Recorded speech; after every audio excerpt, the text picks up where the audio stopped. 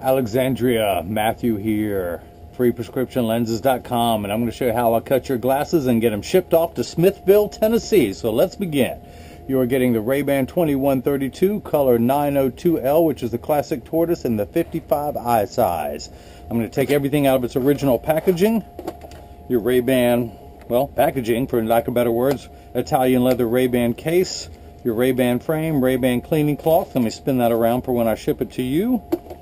This is your frame as RayBan sends it to me, with a little plastic sleeve on the temple, and as always, almost always, a crooked G15 sticker.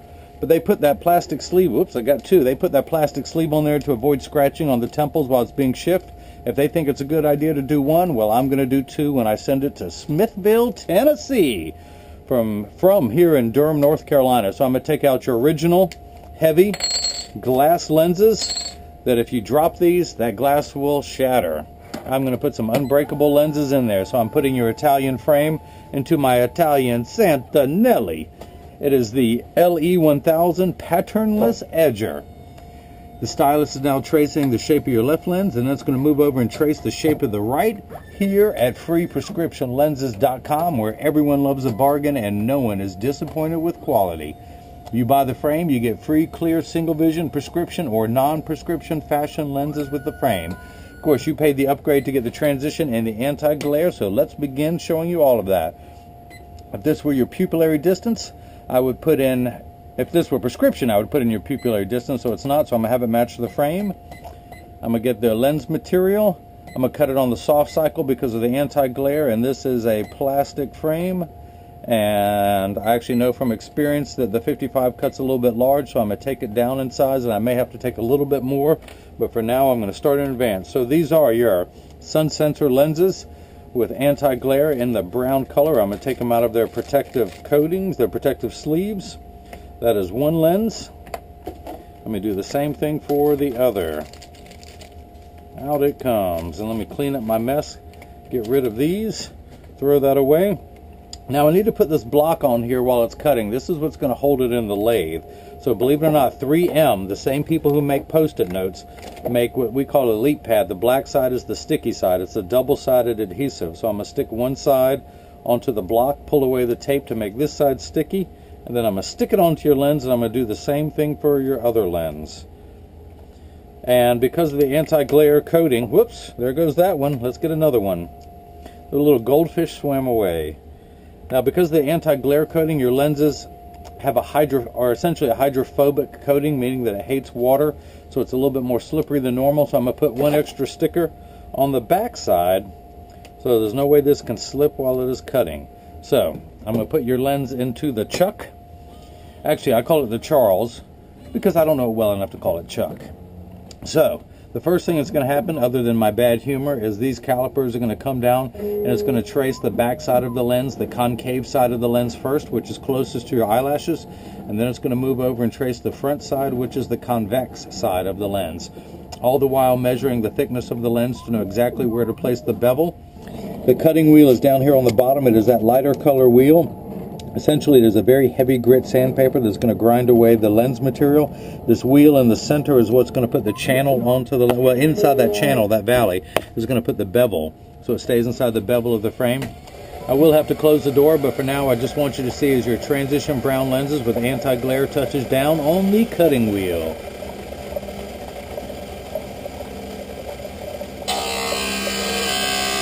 There we go.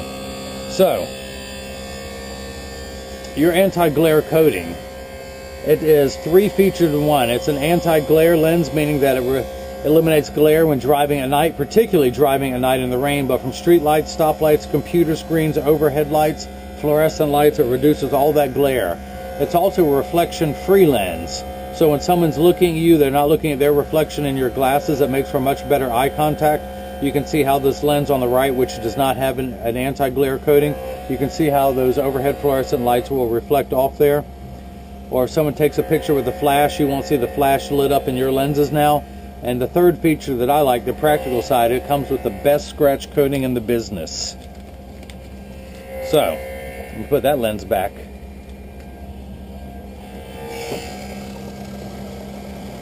So if you notice your lens is completely flat around the edges, If it, just like a nickel, if I were to take it out, it would set down on the counter by itself. Now it's going to the bevel wheel, and it's putting the bevel onto the lens, which is a knife-like edge, a very dull knife like me. But it will be sharp enough to cut through a piece of wet tissue. If you soak the tissue overnight in a bucket of water and press really hard, I think it will cut it. Which is a lot more than my humor. My humor just doesn't cut it at the end of the day. This whole process is going to take about 15 minutes. It's 7:39 on Wednesday, May 21st, 83 degrees in my hometown of Durham, North Carolina, also known as the Bull City. We were going to call it the New York City, but someone else had already used that name, so we're just going to call it the Bull City. And that's no bull. Okay, maybe it's a little bit of bull. All right, don't worry, I won't quit my day job. I'll stick to cutting lenses. So, I do want to dry your lens off before I try and mount it. And one more thing I want to do before I mount it is you still have a little bit of rough edges. So I'm going to use my hand stone, which is completely flat. I can put my finger on it while it's spinning and it gets warm due to the friction. But it's because of that friction that enables me to smooth out those rough edges and put on what's known as the safety bevel. I'm going to use my towel to dry everything off, and I'm going to try and get this mounted. I'll be shocked if it fits. So I tuck it into the outside corner first, and I use my thumbs to press down, and it fits. I'm shocked. Wow. That's what happens when I take it down 1/4 millimeter in advance. So now I'm going to do the same thing for the left. We're making good time. Good time. Usually I have to take the right down a little bit more. Once I get the size of the right down, then I cut the left. The right usually takes me longer, but I got it on the first try, so yay for first tries.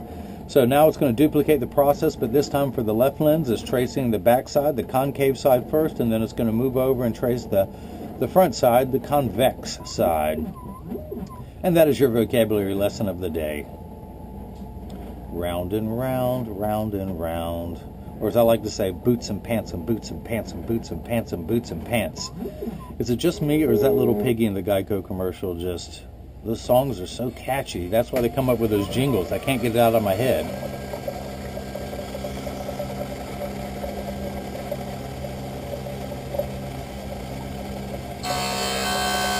Okay, so that one is cutting. I'm going to go ahead and take the block off. It is no longer needed. I'm going to take that blue sticker off. It is no longer needed. I'm going to dry the lens off and hold it up to the light to inspect that there are no blemishes. Nope, when I say none, I only see like 3 or 4 major big scratches, but I think you can live with that, can't you? You don't mind a few scratches in your lenses. Okay, good.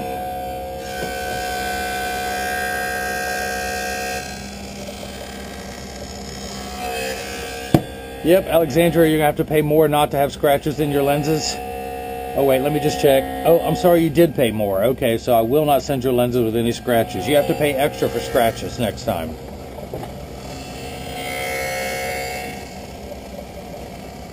Don't go anywhere, don't go anywhere. So this is the RayBan 2132 new Wayfarer color 902, which is the classic tortoise in a 55 eye size. And there you can see the classic tortoise. The classic. Now we're putting the bevel onto the lens.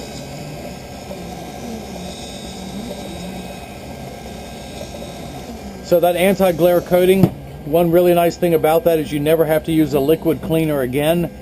You can use just your RayBan cleaning cloth that comes in the case. I will also be providing you with one of mine, and with also instructions on how to care for your cleaning cloth, not just mine, but the RayBan one and the RayBan case, so it will last you for years. If you have to use anything, just use, dish soap and rinse it off, but it's no need for you to buy any spray chemicals to clean your lenses. All of that is obsolete now that you have the anti-glare coating.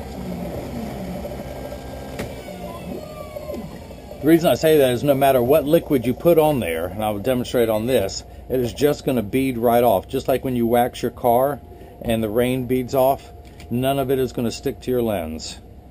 So let me dry that off, and let's go ahead and try and get the left lens mounted. Of course, terrible place to put the glasses because now I have to dry off your lens here.